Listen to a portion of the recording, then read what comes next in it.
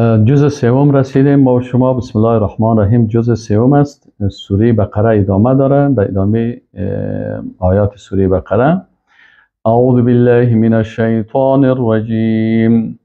بسم الله الرحمن الرحیم. تلك الرسل فضلنا بعضهم على بعض منهم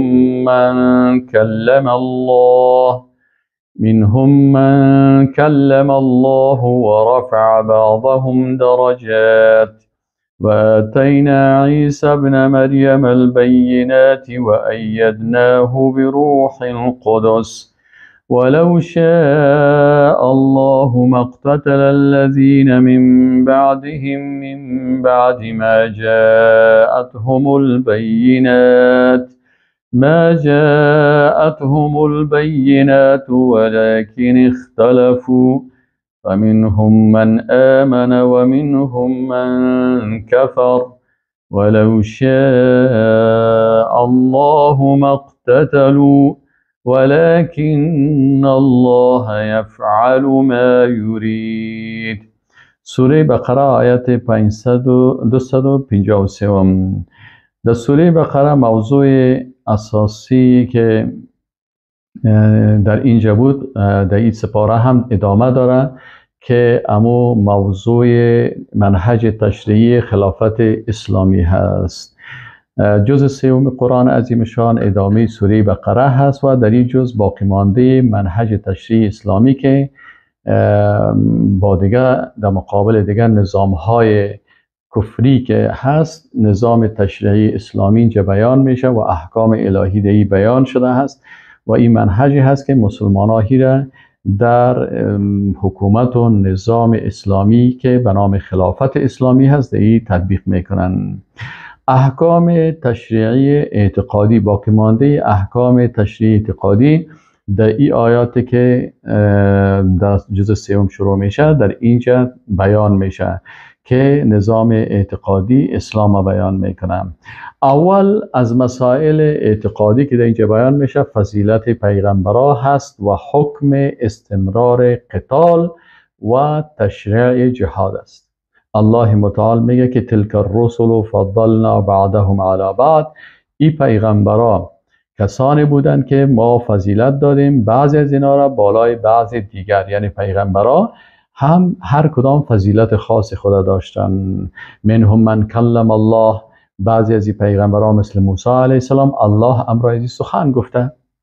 و رفع بعضهم درجات. و به بعضی پیغمبرای دیگه درجه های بلند دیگه داده، درجه از اونا را بلند کرده. و آتینا و الله متعال میگه ما با قدرت و عظمت خود دادیم برای عیسی علیه السلام که او عیسی ابن مریم پسر مریم است، نه پسر الله، که یعنی رد است به عقیده کفری نصرانی ها. الله متعال میگه که ما با قدرت و عظمت خود دادیم برای عیسی پسر مریم البینات، معجزه های بسیار معلوم دار. و ایدناه به روح القدس. و ما او را تایید کردیم با قدرت و عظمت خود به روح القدس با جبریل امین، یعنی ای پیغمبر بود و جبریل امین پیشش می آمد و برش وحی می آورد و ای پسر مریم بود و ولادت از این معجزه بود، بدون پدر تولد شده بود. اما ای به این معنی نیست که العیاذ بالله پدر از اینا که کسایی که مشرک شدن کافر شدن اینا باز میگفتن که پدر از العیاذ بالله الله است. الله متعال این رد کرد که این پسر مریم است، این بنده هست، پسر یک بنده و یک مخلوق هست. ولیکن پیغمبر است، برش به حکم الله معجزه ها داده شده و به تاییدش توسط جبریل امین شده. جبریل امین پیش از این میامد به روح القدس. ولو شاء الله ما اقتتل الذین من قبلهم. اگر الله میخواست باز قتال و جنگ نمیکردن کسایی که بعد از اینا بود. من بعد ما جاءتهم البینات. بعد از اینکه برشان دلایل روشن و معجزات داده شد. ولكن اختلفوا. لکن اینا اختلاف کردن. فمنهم من آمن. بعضی از این کسایی که برشان احکام الله بیان شد اینا ایمان آوردن. و منهم من کفر. و بعضی از اینا کافر شد. ولو شاء الله ما اقتتلوا. اگر الله میخواست اینا قتال و جنگ نمیکردن. ولکن الله یفعل انجام میده ما یرید آنچه که خواسته باشه. الله متعال حکمتش همی هست که انسانها را امتحان میکنه و نظام سیاسی و نظام خلافت اسلامی و نظام جهاد اسلامی اینا کلش امتحانات الله هست. دومین موضوع اعتقادی که اینجا ذکر میشه مسئله اثبات قیامت و ظلم کافرها هست. الله متعال میگه یا ایها الذین آمنوا، ای کسانی که شما ایمان دارین، انفقوا مما رزقناکم، شما نفقه بکنین از آنچه که بر شما رزق دادیم، من قبل ان یأتی یوم، پیش از اینکه تو روزی بیایی که لا بیع فیه، که در او خرید و فروش هم نیست، ولا خلت و دوستی هم نیست، یعنی ولا شفاعت، و برای کسایی که بیدین و کافر هستن شفاعت هم نیست، والکافرون هم الظالمون، اصل ظالم ها که هستن کافرها هستن. سوم در نظام اعتقادی اسلام معرفی معبود حقیقی و بیان 10 صفاتی که کمال الله سبحانه و تعالی را نشان میده و قدرتش نشان میده. این 10 صفت الله و در سوره در آیت الکرسی بیان میشه. این آیت الکرسی هست الله لا اله الا هو. اول الله معرفی میشه، الله لا اله نیست، هیچ معبود به حق که مستحق عبادت باشه. کل از اینا را باید نفی کنی که نیست معبود به حق که مستحق عبادت باشه و نیست قانون سازی که مستحق قانون سازی باشه و مستحق ازی باشه که بر ما قانون بسازه بغیر از که الا الله، بغیر از الله، الله الا هو، بغیر از هو الله معرفی میشه. الله لا اله الا هو، این صفت اول الله هست که او معبود حقیقی و تعیین کننده احکام تشریعی و تقنینی حقیقی هست. این الله را معرفی میکنه. دومی صفت الله سبحانه و تعالی چی است؟ الحی، هو الحی، یعنی ذاتی که زنده حقیقی هست. این صفت دیگه الله سبحانه و تعالی هست که ما که هستیم زنده مجازی هستیم، یعنی زنده موقتی هستیم، نبودیم باز زنده شدیم، باز میموریم باز زنده میشیم، لکن ذات به عظمت الله زنده حقیقی هست که او الحی است. چی است؟ ذات هست که زنده حقیقی هست که همیشه و دائمی هست و زندگی از او، حیات از او صفت حقیقی و صفت کامل از او هست. زندگی ما که است، صفت حیات ما صفت نقصان است. ما بنده هستیم، عاجز هستیم، ناقص است.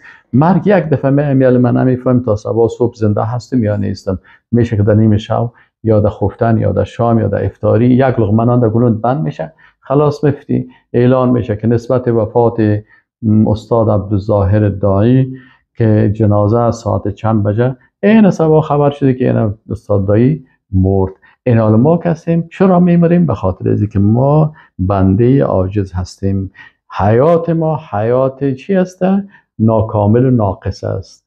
چند وقت نبودیم باز زنده شدیم، باز میمریم باز نشیم. الحی و صفت الحی، حیات حقیقی و کامل از الله سبحانه و تعالی هست. القیوم، ذاتی که این قیومیتش یعنی سیطره و قدرتش بالای تمام مخلوقات هست. این صفت سوم الله شد. لا تأخذه سنة ولا نوم، الله را لا تأخذه سنة ولا نوم، این صفت چهارمی الله هست که این صفت سلبی میگه که از الله این نفی شده، یعنی الله سبحانه و تعالی را نه مقدمات خواب میگیره و نه هم خواب. پنجمی صفت الله له ما فی السماوات و ما فی الارض، به الله متعال حاکم، یعنی بر از او هست تصرف در آسمان ها، مالکیت و تصرف در آسمان ها و آنچه که در زمین است. تمام آنچه که در آسمان ها و زمین است مالک متصرف ازی الله هست. ششمیش صفت چی است که من ذا الذی یشفع عنده الا باذنه، مالک حقیقی شفاعت الله هست و کسی نمیتونه پیش الله شفاعت بکنه مگر به اجازهش. برای هر کس که الله اختیار داد باز او شفاعت کرده میتونه، در غیر از او مالک شفاعت الله هست. خب ششمی صفت الله چی است؟ یعلم ما بین ایدیهم و ما خلفهم، الله این صفت الله به شکل فعل گفته شده است. مثلا صفات الله گاهی به شکل یک نام مثل الحی القیوم، گاهی صفت سلبی الله به شکل جمله فعلیه مثل لا تأخذه سنة ولا نوم، و گاهی به شکل جمله اسمیه مثل له ما فی السماوات و ما فی الارض، و گاهی هم به شکل چی صفت الله سبحانه و تعالی به شکل جمله فعلیه که یعلم ما بین ایدیهم و ما خلفهم. الله ذاتی هست که آنچه که اینا پیش روی خود انجام میتن در آینده و آنچه که ما خلفهم در گذشته انجام دادن تمام از این الله میفهمه. و صفت هفتمی الله که لا یحیطون ولا یحیطون بشیء من علمه، که هیچ کسی به علم از او احاطه کردن نمیتونه، نه ملائکه میتونه، نه پیغمبر میتونه، نه انسان میتونه.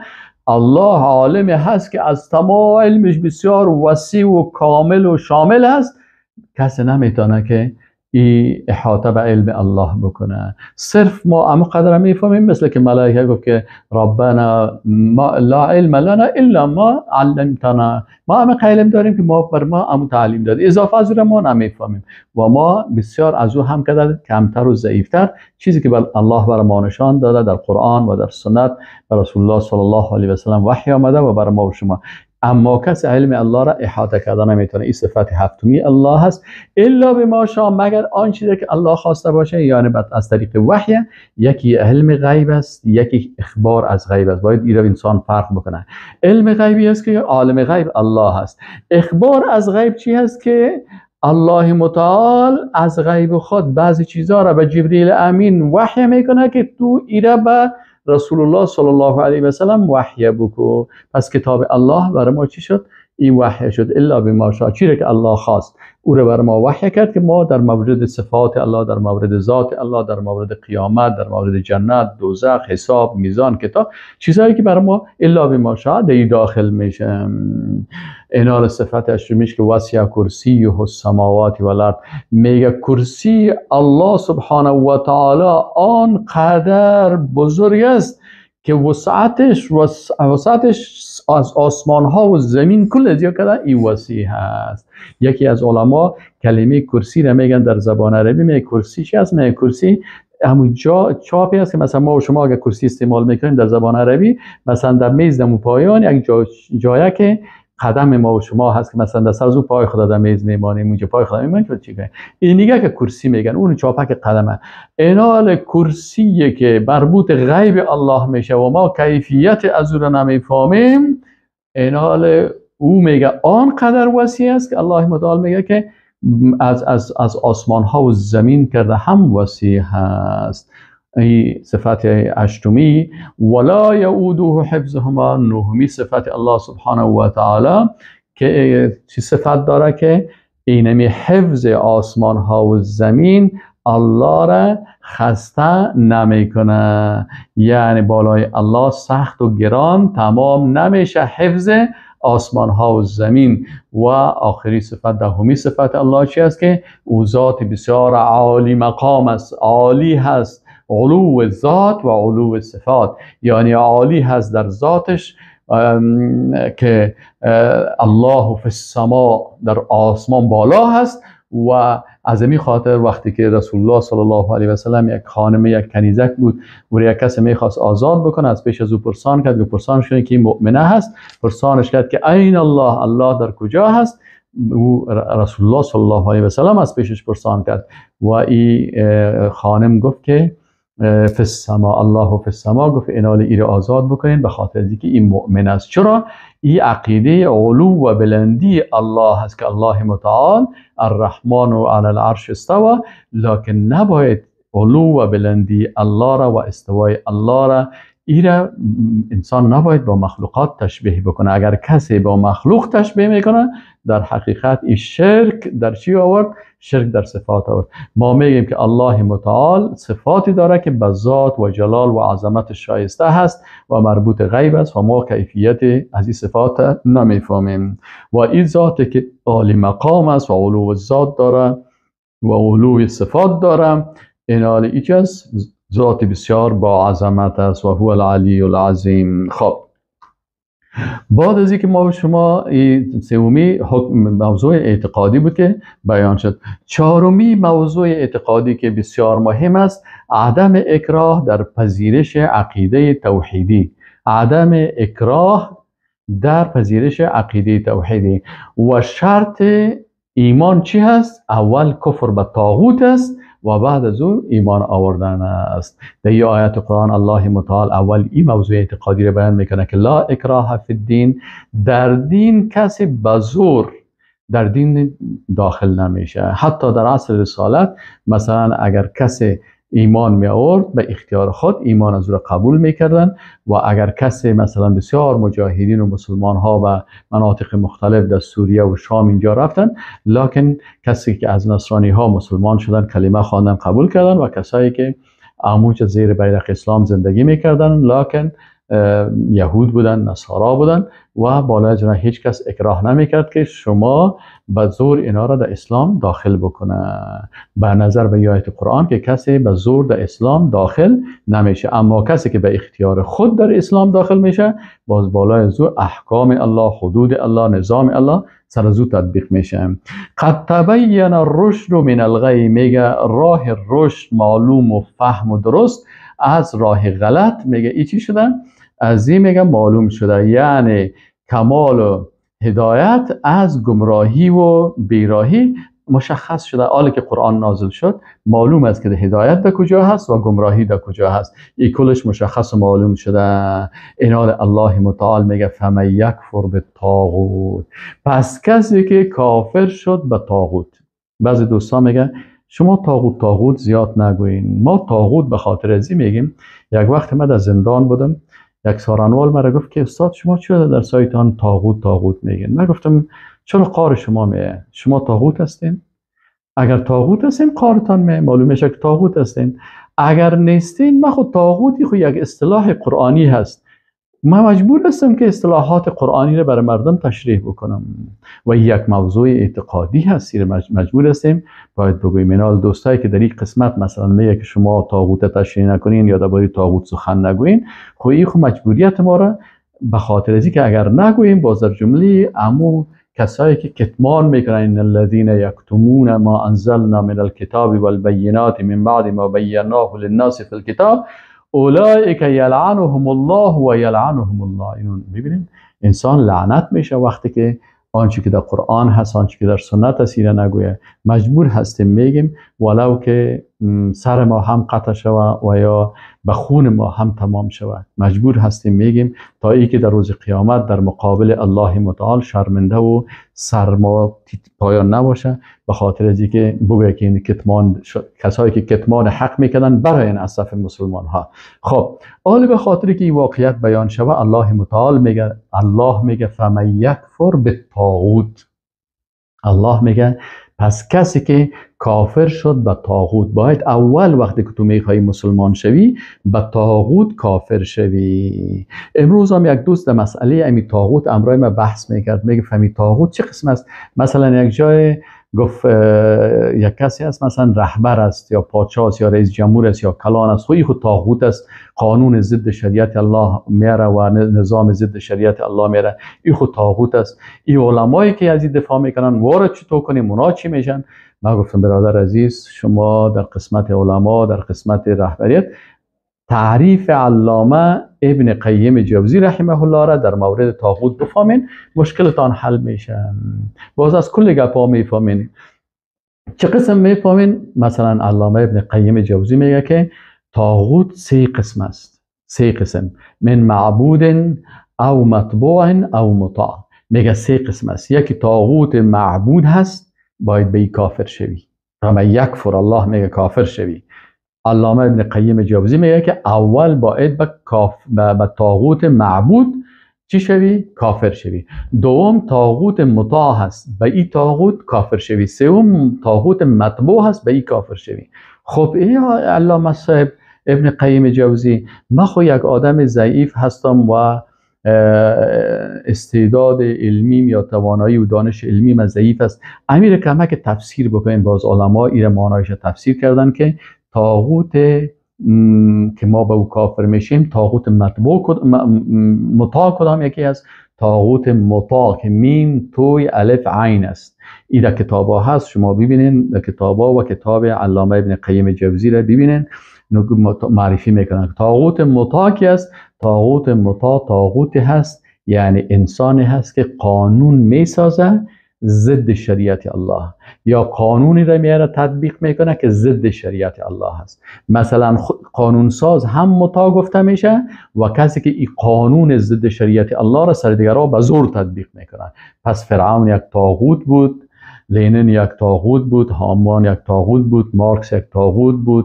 اینمی طواغیت هستند.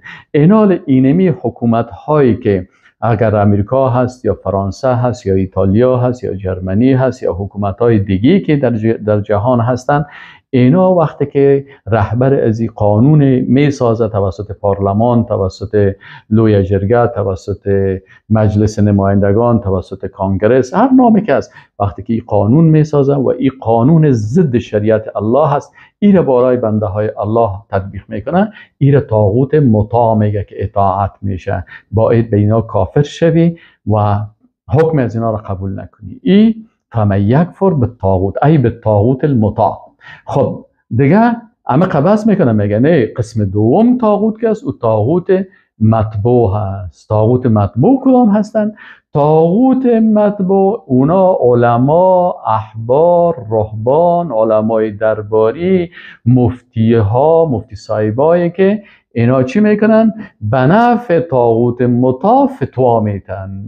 او قوانین کفری را میاره تطبیق میکنه، باز مفتی و مولوی ها را شانده. او مثلا میخیزه میگه که او مردم امی دین که هست به چادر نیست، امی دین که هست به حجاب نیست، امی دین که هست به ریش نیست، امی دین به قلب است. این یک طاغوت است. چرا؟ دین برادر عزیز، خواهر محترم، این از شعائر الله هست. ستر و حجاب در آیات قرآن ثابت است و کسی که انکار میکنه کافر میشه. وقتی که ریش که از رسول الله صلی الله علیه و سلم گفته ریشتان بانین و الله میگه و اطیع الله و اطیع الرسول، این ریش که از علامت از مسلمان هست، سنت رسول الله صلی الله علیه و سلم است و حکم از این واجب هست که باید انسان ریش بانه، حتی یک قبضه بانه. این مثلا یک طاغوت میخیزه و میگه که ریش و حجاب ای در دین نیستن و در قلبت. با چی میگه؟ در قلبت الله و رسولش پرستش کنی. پرستش خب باز رسول پرستش نمیشه، ای دیگه کفر. رسول صلی الله علیه و سلم پرستش نمیشه و خودش مخلوق است، اطاعت میشه. عبادت خو از الله میشه و صحیح است، عبادت قلبی هم میشه. باز عبادت بر از او بفرمایید که طاغوت جان عبادت تنها قلبی نیست، عبادت قلبی هم است، عبادت زبانی هم است، در زبانت باید بگی که اشهد ان لا اله الا الله. عبادت بدنی هست که نماز میخوانی و بدن است. این نیست که تنها تو به قلبت کار میکنی. و باز اینا طواغیت مطبوع کدام یکی است؟ همون کسایی که در مجلس از جمع شدن و اینا باز بر از چی میگن؟ برش میگن که گپ تو بسیار خوب درست است، گپ تو صحیح هست، آنچه که تو گفتی بر از فتوا میتن. پس اینی مفتی ها و اینی احبار و اینی رهبان و اینی علمایی که بر طاغوت مطاع چی میتن فتوا میتن، یا طاغوت مطبوع میگن که به اینا هم باید انسان کافر شود. فمن یکفر بالطاغوت.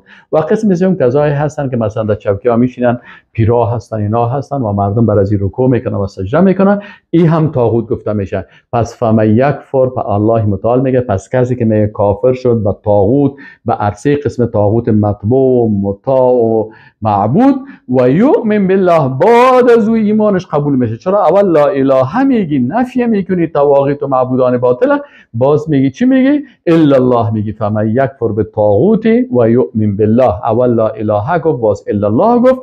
فقد استمسک بالعروة الوثقی. حقیقتا ای بر اسمان محکم الهی که قرآن عظیم شان است به این تمسک ورزیده هست. لن فصام لها که این رسمان محکم الهی، شریعت الهی، این قابل جدایی و تجزیه نیست، جدا نمیشه. والله سمیع علیم، الله متعال سمیع هست، میشنوه آنچه که شما میکنین و علیم است به آن چیزی که شما انجام میتین. انشاءالله باقی درس و انشاءالله که زندگی بودتون به فردا بخیر انشاءالله میخوانیم. الله متعال تمام عبادات ما را قبول بکنه. اللهم ربنا آتنا في الدنيا حسنة وفي الآخرة حسنة وقنا عذاب النار. اللهم انصر الإسلام اللهم انصر الإسلام والمسلمين. اللهم انصر الإسلام والمسلمين. اللهم انصر المجاهدين في كل مكان. اللهم اجعلنا من المجاهدين واجعلنا من الشهداء في سبيلك يا رب العالمين. سبحانك اللهم وبحمدك أشهد أن لا إله إلا الله وأستغفرك وأتوب إليك. اللهم صل على محمد وعلى آل محمد كما صليت على إبراهيم وعلى آل إبراهيم إنك حميد مجيد. اللهم بارك على محمد وعلى آل محمد كما باركت على إبراهيم وعلى آل إبراهيم إنك حميد مجيد.